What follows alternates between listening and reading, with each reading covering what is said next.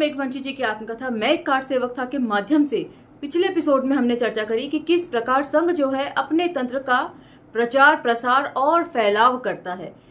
क्यों घर घर जाकर भोजन करना संघ के लिए एक प्रचार का महत्वपूर्ण साधन है, जिसके तहत कैसे वो परिवारों में अपनी पैठ करता है और अपनी विचारधारा को स्प्रेड करता है।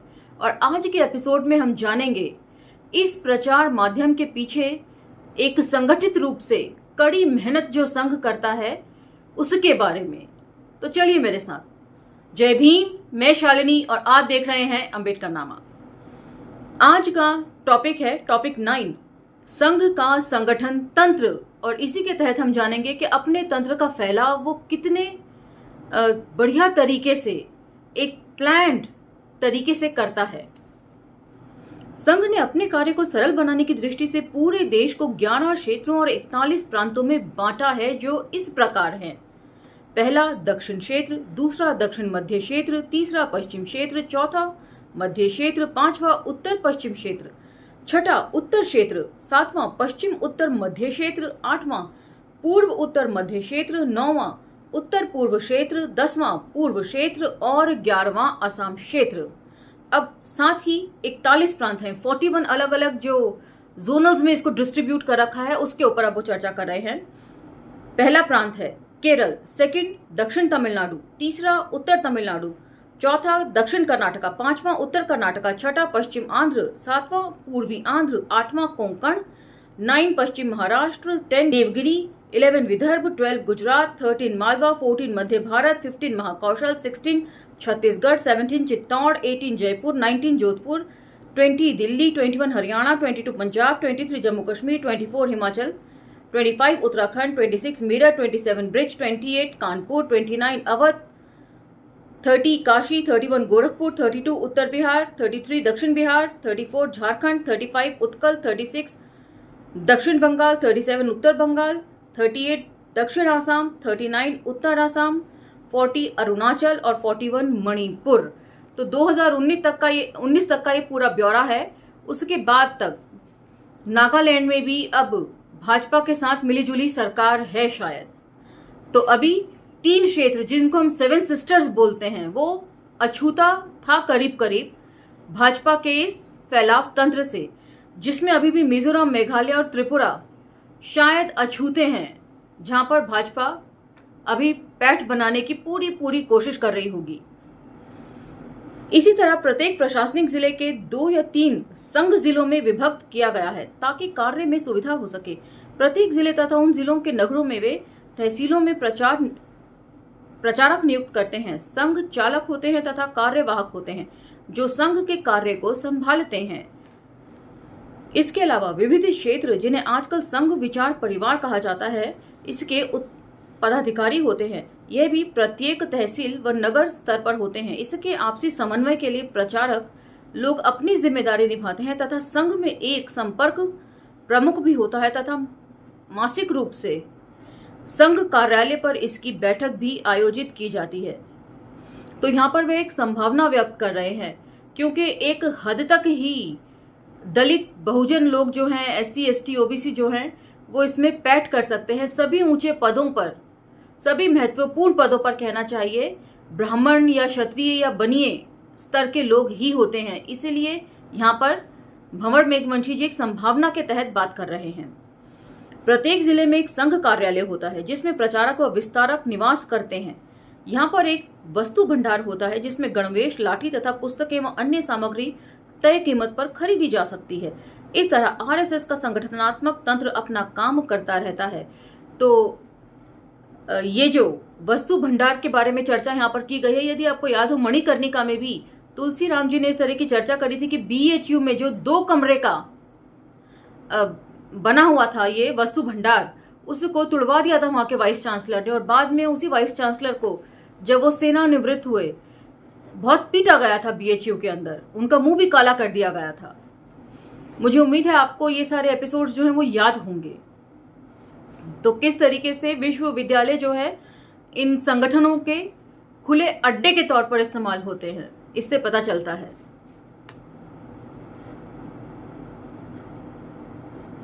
इस तरह आरएसएस का संगठनात्मक तंत्र अपना काम करता है। संघ की सबसे मजबूत प्राथमिक इकाई उनके स्वयं सेवक और प्रतिदिन लगने वाली शाखा मानी जाती है।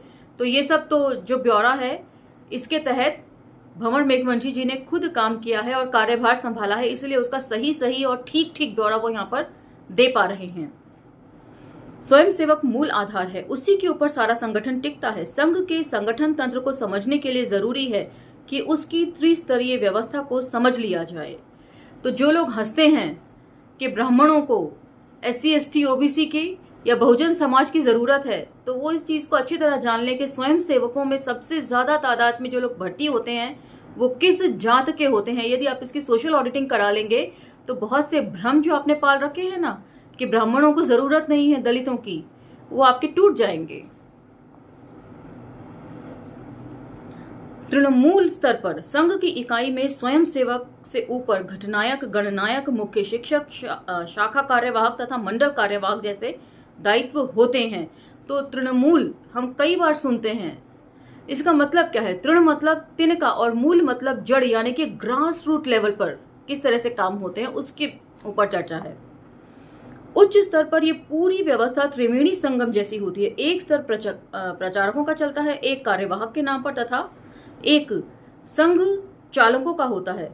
यथा नगर प्रचारक, नगर कार्यवाहक, नगर संघ चालक, जिला प्रचारक, जिला कार्यवाहक, जिला संघ चालक, विभाग प्रचारक, विभाग कार्यवाहक, विभाग संघ चालक, प्रांत प्रचारक, प्रांत कार्यवाहक, प्रांत संघ चालक, क्षेत्रीय प्रचारक, क्षेत्रीय कार्यवाह, क्षेत्रीय संघ चालक, इसके बाद सर कार्यवाह तथा सह कार्यवाह और अंततः सर संघ चालक का पद होता है। तो यहाँ पर एक बात जाननी महत्वपूर्ण है कि सर संघ चालक का पद क्यों लगाया है।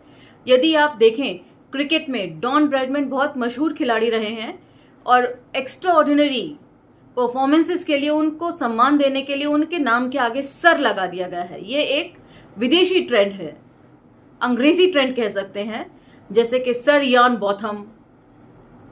तो खास जो काम आप करते हैं उसके लिए सम्मानीय तौर पर सर की उपाधि दे दी जाती है। और ये लोग तो संस्कृत के ऊपर बहुत जोर देते हैं, हिंदू राष्ट्र बनाना चाहते हैं, तो फिर सर संघ चालक क्यों कहा जाता है? कोई संस्कृत का शब्द यहाँ पर क्यों नहीं डाला जाता है? ये सब प्रश्न भी विचारणीय है। विचारधारा के तौर पर ये लोग क्या हैं, कहाँ से बिलोंग करते हैं, वही सब इनके कार्यशैली में होता है। इनकी डीड्स के थ्रू आप जान सकते हैं। कोई संस्कृत का शब्द नहीं लिया है, कोई हिंदी का शब्द नहीं लगाया है, सर की उपाधि के साथ सम्मान्य तौर पर सर संघ चालक रखा गया है। दरअसल संघ की प्राथमिक इकाई शाखा है। इसमें हर दिन भाग लेने वाले व्यक्ति स्वयं सेवक कहलाता है। इसके पश्चात घटनायक, गण शिक्षक, मुख्य शिक्षक, शाखा कार्यवाहक तथा मंडल कार्यवाहक नामक पदाधिकारी होते हैं। उच्च स्तर पर यह व्यवस्था त्रिस्तर पर विभाजित हो जाती है। तो पहले भी कहा कि त्रिवेणी संगम की तरह इसको माना गया है और ये जितने भी प्रचार माध्यम है ये एक दूसरे को काटते नहीं हैं। एक विचारधारा दूसरे विचारधारा के नीचे लेयर्स में काम करती रहती है। एक स्तर के लोग प्रचारक कहलाते हैं। ये पूर्णकालिक होते हैं। इसमें कुछ अंशकालिक कार्यकर्ता भी होते हैं जो विस्तारक कहलाते हैं। प्रचारक परंपरा में निम्न लोग आते हैं: नगर प्रचारक, जिला प्रचारक, विभाग प्रचारक, प्रांत प्रचारक तथा क्षेत्रीय प्रचारक। इन्हीं प्रचारकों में से 3 सह कार्यवाहक सर कार्यवाहक बनते हैं और उनके ऊपर एक सर कार्यवाहक यानी कि राष्ट्रीय महासचिव बनाया जाता है। इन सब के ऊपर एक सर संघ चालक होता है जो एक वस्तुतः संघ की सुप्रीमो होता है। इस प्रकार देखा जाए तो संघ में सबसे ताकतवर स्तर संघ के प्रचारकों का होता है। हमने पिछले एपिसोड में भी इसके ऊपर चर्चा करी कि जो लोग राजनीति में आ जाते हैं उनको उतने सम्मान से नहीं देखा जाता है। सबसे ज्यादा सम्मान जो है वो निष्ठावान प्रचारकों का होता है संघ में, क्योंकि उन्हीं में से किसी एक को सर संघ चालक बनना होता है। शेष 2 स्तर के लोग संघ प्रमुख नहीं बन सकते हैं। आज तक कुल 6 प्रचारक सर संघ चालक के पद तक पहुंच पाए हैं, जिनमें से 5 ब्राह्मण रहे हैं और 1 क्षत्रिय। तो यहाँ पर एक चीज जानना बड़ी दिलचस्प है। पिछले एपिसोड के साथ यदि आप इसको कनेक्ट करके देखें कि सबसे ज्यादा जो सम्मान है वो प्रचारकों का होता है और उसमें से ही सर संघ चालक को चुना जाता है। तो सरकार के शीर्षस्थ पद पर जो आज बैठे हैं उनका सम्मान उस लेवल पर नहीं है क्योंकि वो राजनीतिक मोहरे हैं। ये दिलचस्प है जानना। संघ में मनोनयन की पद्धति है, निर्वाचन नहीं होता। माना जाता है कि संघ एक पारिवारिक संगठन के रूप में काम करता है, इसलिए उसमें चुनाव से अधिक चयन पर जोर है। आपसी विमर्श के जरिए सरसंघ चालक का मनोनयन संभव हो जाता है। प्रारंभ में सरसंघ चालक का पद आजीवन था, मगर बाद में इसमें परिवर्तन किया गया है। तो चुनाव पद्धति से नहीं लेते हैं। एक तरीके से इसको करीब करीब बैकडोर एंट्री कह सकते हैं कि जो इनको लगते हैं निष्ठावान उन्हीं को ऊपर रखते हैं। कोई दलित पिछड़ा यदि कितनी भी निष्ठा के साथ काम कर ले, उसको कोई प्रमुख पद यहाँ पर नहीं दिया जाता है। आगे भंवर मेघवंशी जी इसके ऊपर चर्चा करेंगे। अब तक ज्यादातर ब्राह्मण ही सरसंघ चालक बने हैं। इसको लेकर अक्सर लोगों ने सवाल उठाए हैं, मगर ये सवाल संघ के अंदर से नहीं बल्कि बाहर से उठाए गए हैं। सोचिए किस तरीके से ब्रेन वॉश किया जाता है कि सवाल तक कोई उठाना पसंद नहीं करता है। ये सवाल वे लोग उठाते रहे हैं जो संघ के ढांचे से वाकिफ नहीं है। उन्हें मालूम ही नहीं कि सरसंघ चालक वे ही लोग बनाए जाते हैं जो प्रचारक होते हैं तथा लगभग शीर्ष स्तर पर पहुंच चुके होते हैं। संघ के उच्च स्तर पर दलित, आदिवासियों और पिछड़ों की उपस्थिति नगण्य है। ऐसे में आने वाले 50 साल में भी इन वर्गों में से किसी के सरसंघ चालक बनने की संभावना नहीं है। सरसंघ चालक तो बहुत बड़ी बात है। संघ की अन्य उच्च कार्यकारिणी संस्थाओं, अखिल भारतीय प्रतिनिधि सभा और अखिल भारतीय कार्यकारी मंडल में भी अभी दलित एवं आदिवासियों की भागीदारी नहीं हो पा रही है।